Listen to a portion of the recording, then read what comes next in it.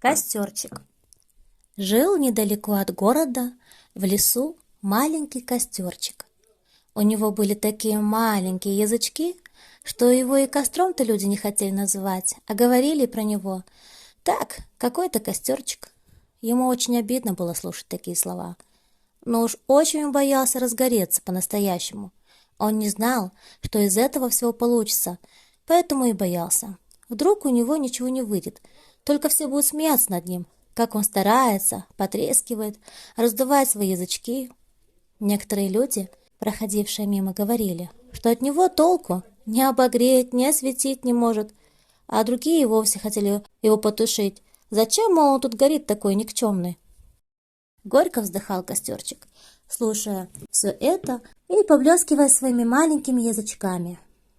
А вот во сне ему снилось, что он большой, красивый костер, который ярко горит и играет своими мощными языками пламени, освещая все вокруг. Но наступало утро, и он снова никак не мог решиться разгореться по-настоящему во всю силу. Так наступила осень, и стало в лесу очень холодно и сыро. Бежала как-то по лесу мышка, вся шубка которой промокла. Увидел костерчик замерзшую мышку, жалко ему стало ее. Но он только вздохнул. «Эх, я бы обогрел тебя, мышка, мне очень хочется быть настоящим костром, но только я боюсь, что у меня из этого ничего не выйдет».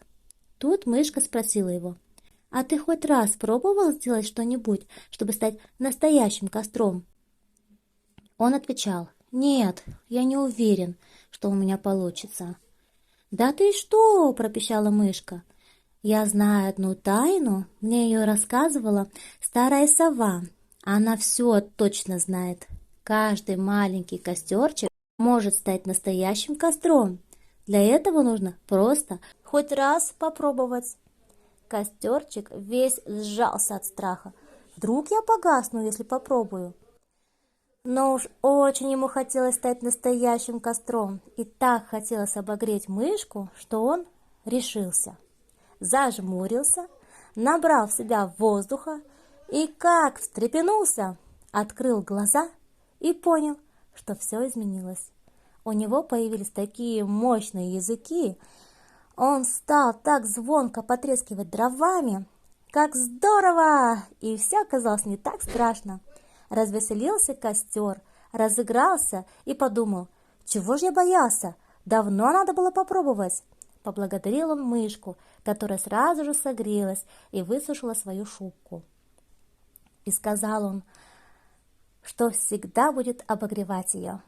Теперь его было видно издалека, а люди, когда пришли в лес, не поверили своим глазам. Они теперь говорили: «Вот какой у нас костер! Теперь мы можем греться у него сколько угодно». С тех пор костер всем светит ярко-ярко, а по вечерам рассказывает зверушкам историю о том, как он стал большим и красивым. Он говорит всем: никогда не бойтесь пробовать, потому что даже самый маленький костерчик может стать большим и красивым костром. Стоит только хоть раз попробовать. Теперь-то я это точно знаю.